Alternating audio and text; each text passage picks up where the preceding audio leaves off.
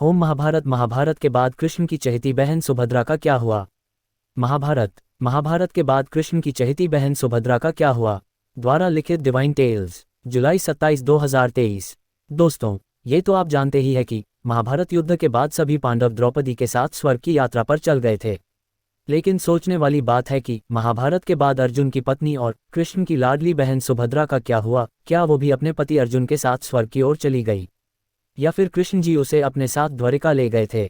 आपको बता दें, महाभारत युद्ध के बाद सुभद्रा न तो अपने पति के साथ स्वर्ग गई और न ही श्री कृष्ण के साथ द्वारिका गई। सबके जान के बाद भी सुभद्रा अपनी बहू उत्तरा के साथ कई सालों तक इंद्रप्रस्थ और हस्तिनापुर में ही रही। यानी कि जब पांडवों ने अपना सारा राजपाट उत्तरा के बेटे परीक्षित को सौंप दिया था, तब सुभद्रा और उत्तरा का हस्तिनापुर और इंद्रप्रस्थ में आना जाना लगा रहता था। मान्यता है कि कई सालों तक वहां रहने के बाद सुभद्रा और उत्तरा ने धुम्बरा पर्वत में समाधि ले ली थी। इतना ही नहीं, वहां पर माता सुभद्रा का मंदिर भी है और वो उसी काल में ही बनवा दिया गया था। माना जाता है कि उस मंदिर में आज भी माता सुभद्रा की आत्मा वास करती है और माता वहां आने वाले हर भक्त की मनोकामना को पूरी करती हैं। बता दें, माता का ये मंदिर राजस्थान में है। वही कुछ प्रचलित कथाओं के अनुसार सुभद्रा और उत्तरा ने परीक्षित गढ़ में गंगा जी के पास जल समाधि ले ली थी। दोस्तों, आपके मन में ये सवाल कई बार आया होगा कि जब कृष्ण के बाद उनके माता पिता के कोई संतान हुई ही नहीं, फिर सुभद्रा को उनकी बहन कैसे कहा जाता है? दरअसल श्री कृष्ण के माता पिता वासुदेव और देवकी थे और माता देवकी ने ही कृष्ण को जन्म दिया था। लेकिन वासुदेव की एक पत्नी और भी थी जिनका नाम रोहिणी था। कंस ने रोहिणी को बंदी नहीं बनाया था, जिसकी वजह से वो कारागार के बाहर ही रहती थी और सुभद्रा इन्हीं की संतान थी।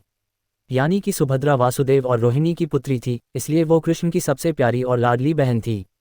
बता दे, वीर अभिमन्यु सुभद्रा और अर्जुन का ही पुत्र था। वो एक ऐसा महान योद्धा था जिसने अपने माता पिता के साथ साथ अपने मामा श्री कृष्ण का सिर भी गर्व से ऊंचा कर किया था। महज 16 साल की उम्र में उसने रणभूमि में अपने पराक्रम का लोहा तो मनवाया ही, साथ ही बड़े से बड़ा योद्धाओं को अपने सामने विवश होने पर मजबूर कर दिया। यही कारण है कि इस अकेले योद्धा को मारने के लिए 7 महावीर और अनगिनत सेना का सहारा लेना पड़ा था।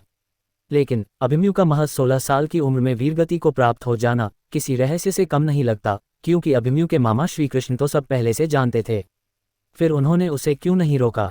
दरअसल अभिमन्यु के जन्म से पहले ही इनके पिता ने इनकी मृत्यु की उम्र तय कर दी थी। अगर आप सोच रहे हैं कि अर्जुन ने ऐसा किया था, तो आप गलत सोच रहे हैं, क्योंकि अर्जुन तो मात्र 16 वर्ष के लिए इनके पिता बने थे। इनके असली पिता यानी मूल पिता तो कोई और ही थे, जिनके प्रेम की वजह से अभिमन्यु अल्पायु पैदा हुए। द्वापर युग में जब धर्म की हानि होने लगी, तब धर्म और सत्य की स्थापना के लिए भगवान विष्णु पृथ्वी पर कृष्ण रूप में अवतरित हुए। तब ब्रह्मा जी ने कहा, अन्य देवताओं को भी पृथ्वी पर श्री कृष्ण की सहायता के लिए जाना होगा।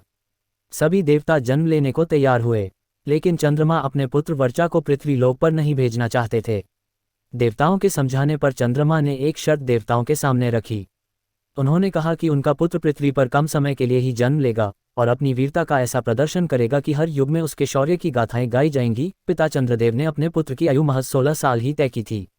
इसी कारण सुभद्रा के गर्भ में अभिमन्यु चक्रव्यूह में प्रवेश करना तो सीख गए, लेकिन जब चक्रव्यूह से निकलने का रास्ता अर्जुन सुभद्रा को बता रहे थे, तब उनकी आंख लग गई और वो सो गई। इसलिए युद्ध भूमि में अभिमन्यु चक्रव्यूह को भेदते हुए अंदर तो चले गए, लेकिन उससे बाहर नहीं आ पाए। चक्रव्यूह के अंदर उसने एक एक करके हजारों महारथियों को अपने बाहुबल और शौर्य का परिचय देते हुए उनको मौत की नींद सुला दी। तब दुर्योधन, कर्ण और द्रोणाचार्य जैसे 7 महारथियों ने मिलकर उस पर वार किया।